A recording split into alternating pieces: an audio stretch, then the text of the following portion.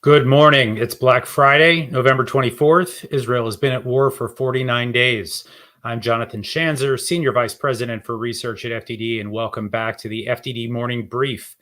You've probably got a tryptophan hangover, so don't even bother trying to read everything that happened yesterday or this morning. We do that for you. We're policy wonks with insomnia. We get up early every day. We read all the news that happened overnight, so you don't have to. So tell your friends. Tell your in-laws who stayed over last night in your guest room. FDD's Morning Brief starts your day 3 days a week with all the foreign policy news you need in just 20 minutes.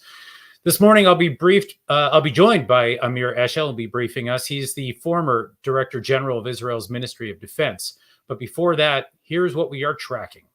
Today is ceasefire day. Israel and Hamas agreed to halt hostilities temporarily. In a half hour, Hamas is slated to release 13 Israeli hostages. There could be 50 hostages released in total if all parties involved stick to the plan. Israel has allowed trucks into Gaza carrying fuel, gas, and humanitarian goods. It is also transferring 39 prisoners today as well.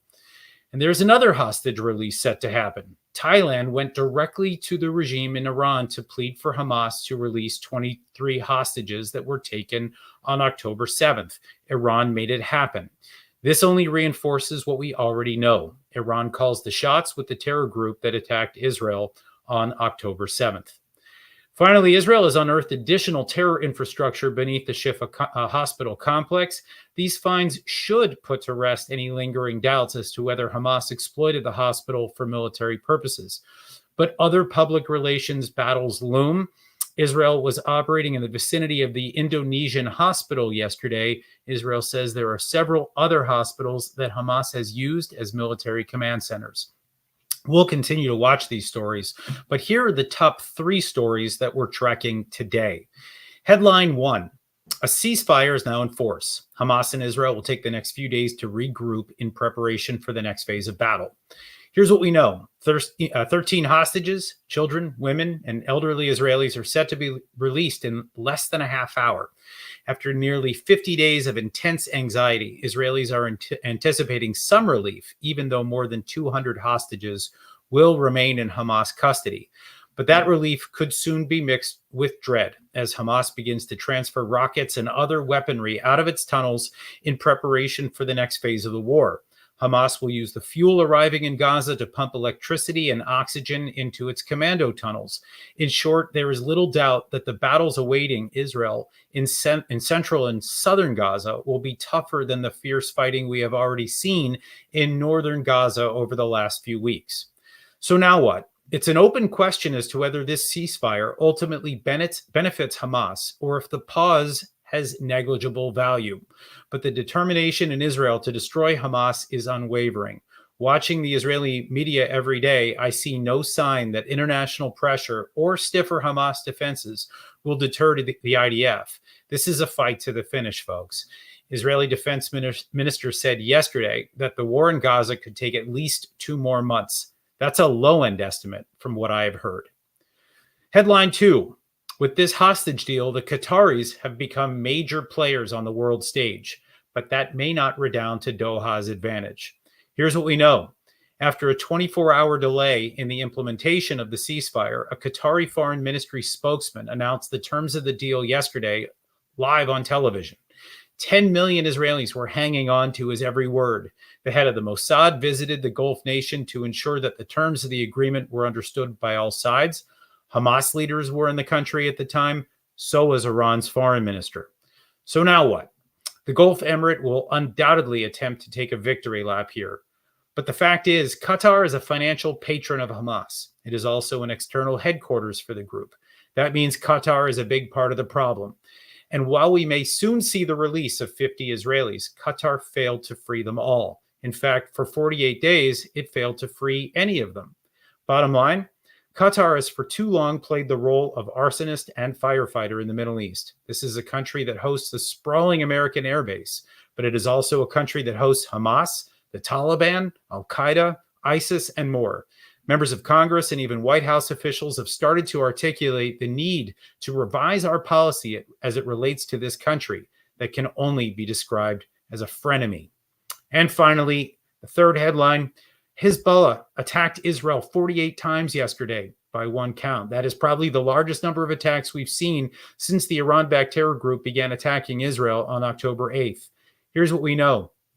Israel has scored a number of direct hits against fighters from Hezbollah's elite Radwan group. The group has acknowledged that at least 85 of its fighters have been killed since the war began, but that number is likely a lot higher. The group's media outlet, Al Mayadeen, continues to broadcast messages indicating that it will wage war against Israel so long as Israel wages war against Hamas. So now what? With a ceasefire now in effect, it remains to be seen whether Hezbollah continues to fight. If it does, in the absence of hostilities in the south, a serious escalation is possible. Israel appears to be jamming GPS in the north of the country to prevent the group from firing lethal precision-guided munitions, or PGMs. But the group has an estimated 200,000 unguided rockets in its arsenal. The United States seeks to prevent them from being deployed in a major conflict on Israel's northern border. We'll see if the group abides. Those are your headlines. I'm now pleased to welcome former Director General of the Israeli Ministry of Defense, Amir Eshel, to discuss the latest out of Israel on a very busy day. Amir is an adjunct fellow at FDD. He is a former combat aviator who retired with the rank of Major General.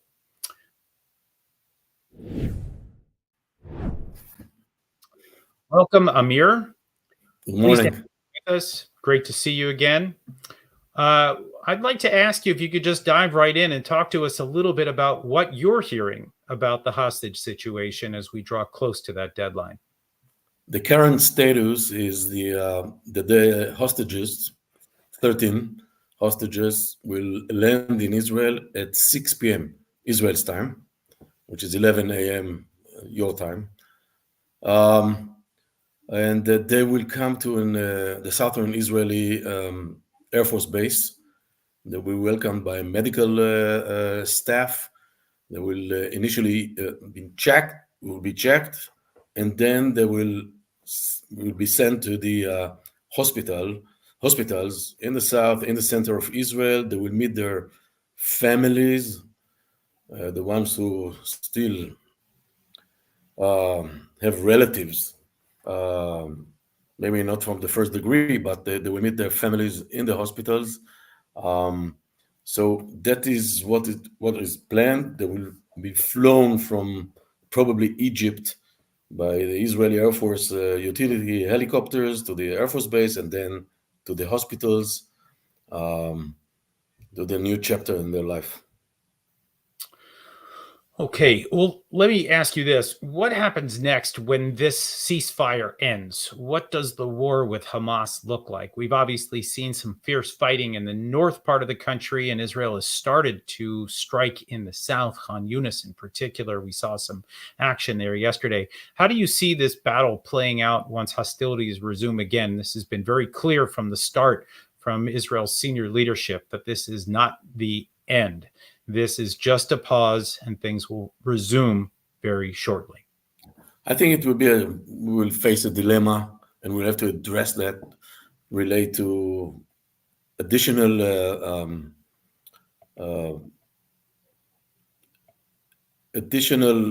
packages of hostages that will be offered by Hamas.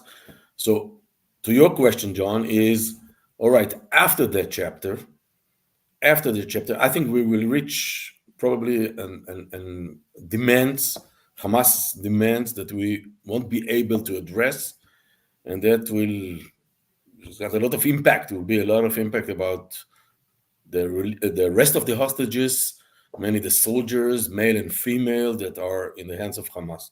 But let's assume that we are talking right now about 50 hostages, and probably 20 additional that Hamas is right now busy finding them. And the next chapter, the dilemma is there are two options. One is to deepen the Israeli operation in the northern part of Gaza, or to move forward southwards. And southwards means other center of gravity in some of the refugee camps in the center of Gaza Strip, Khan Yunis, which we believe that probably the leadership of Hamas is staying there. And of course, there is a Rafah, whatever. The dilemmas that go, the major dilemma that goes with that is that all of those Palestinians that left the northern part moved to the southern part, and we should take care about how we're going to protect their lives and move them to remote areas. And there are remote areas along the seashore in the west, also in the southeast, and to divide between them and Hamas leadership and Hamas activists. So I believe we're going to move southward. There's no question about it, because half of Hamas brigades and fighters, and of course the leadership, is there. And I mean, obviously, we've heard about Mohammed Deif likely being in Khan Yunis. We've heard about Yahya Sinwar likely being in Khan Yunis as well, perhaps others. So, yeah, it certainly seems that heading south is on the docket for Israel. Of course, Hamas knows this, and one has to imagine that they are preparing for a tougher battle. A quick question for you. You and I spoke earlier about what motivates Hamas to make this trade. You indicated that there's a burden involved in taking care of some of these younger hostages. Could you just explain that for just a moment? I believe that Hamas was willing to free those hostages because the young ones, from 10-month-old babies to 3-year-old girls and boys, and also quite young ages, to take care of those, you have to be very cautious. You have to feed them. You have to take care of them. They are alone without their parents, and I think that was a motive or incentive, not incentive, motive for Hamas to free those. Besides, it might be considered as a kind of a goodwill, whatever, action by the international community. But mainly, I believe that taking care of them took a lot of effort from Hamas, and they have enough other hostages that can fulfill their ambitions to free the prisoners and do other things. So I think that the first 50, and in the first 50, these are not the numbers of all the kids that are in Gaza Strip. We have to remember that. So maybe in the additional 20, we can see all of them coming back, I hope. And if we see those other 20, that would obviously extend the ceasefire by another 2 days. So that's one to watch. Let me ask you, Amir, if we could turn to the north. There was a lot of action yesterday. We saw actually a number of Israeli strikes in response to a significant escalation in terms of Hezbollah attacks on Israel. Do you expect Hezbollah to stay quiet during this ceasefire? And how do you see things playing out once fighting resumes? Well, I think Nasrallah, the leader of Hezbollah, and his sponsors in Iran, they haven't changed their strategy, and they are willing to fight until the last drop of blood of Hamas. They actually they have limited themselves, and this is kind of there are kind of rules of engagement that both sides are trying to follow, even though we made those a bit upper. And in the last strike dealing with Radwan commanders, I think the response for that was the 48 rockets yesterday. But I don't see right now any intention for Hezbollah to change their strategy. They don't want to be dragged to full-scale war. We might do that, but them, they don't. And I think that during the ceasefire, there's a good chance that they won't participate during the ceasefire. And we'll see later if the fighting will resume. So I believe they will continue to take part of that, encouraging Hamas activists in Lebanon, also themselves. But up till now, it is framed in their strategy. Last question for you here. We've heard a lot about, obviously, what's going on in Gaza, and we're watching fronts out of Yemen and Iraq and Syria. But the real challenge, I think, for Israel is really it's two major problems. Even Gaza can be handled. The big one is, of course, Hezbollah, because of the arsenal that they have, and then the Iranian regime itself. What is Israel's long-term view of the battles that await? This is not going to be a short-term problem, is it? It's going to be a long-term, and you're right. Look, right now, there is a war in different intensities between the specific fronts by three proxies, more than three, four proxies of Iran: Hezbollah, Hamas, the Houthis in Yemen, and also the militias, mainly in Iraq. Right now, in Syria, they are probably quite cautious. But who is behind that? Iran. And Iran should be addressed. Of course, militarily, this is the last resort, but those guys actually are behind the preparations, the equipment, the capabilities, maybe even the motivation of the proxies to act. And I think that Iran shouldn't be put aside and enjoy safe haven because Iran has to pay for its deeds. So I don't see, and I don't want to talk about what to do, but I think that that is not just an Israeli challenge. It's broader than that, and we shouldn't forget who is behind all of those terrorist activities and all those bad doings. Iran should be punished, and there are a lot of ways to do that, not just militarily. Understood. Well, we're going to leave it there. I want to thank you, Amir Eshel, for joining us today. Thank you very much, John. Okay, here are some other stories FTD is following closely today. My colleague Sinan Jidi is watching reports that 2 Turkish nationals were killed in an Israeli airstrike in Lebanon yesterday. We know that multiple terrorist groups operate freely in the country, which is rapidly becoming a failed state. But this is the first time that Turks have been reported killed in clashes with Israel since the flotilla of 2010. Were these Turkish nationals fighting with Hamas, Hezbollah? Were they military advisors? More information is needed here. The Swiss government has banned Hamas. The government of Germany has raided 13 different sites across the country accused of Hamas activity. The new prime minister-elect in the Netherlands is fiercely anti-Hamas. At the same time, a cemetery was defaced today in Belgium, a Jewish cemetery. The BBC is still spouting anti-Israel rhetoric, and attacks on Jews have been reported in France. At FDD, we're watching a battle for the soul of Europe. How this one plays out is anyone's guess. And finally, FDD's Anthony Ruggiero is tracking a pneumonia outbreak in China.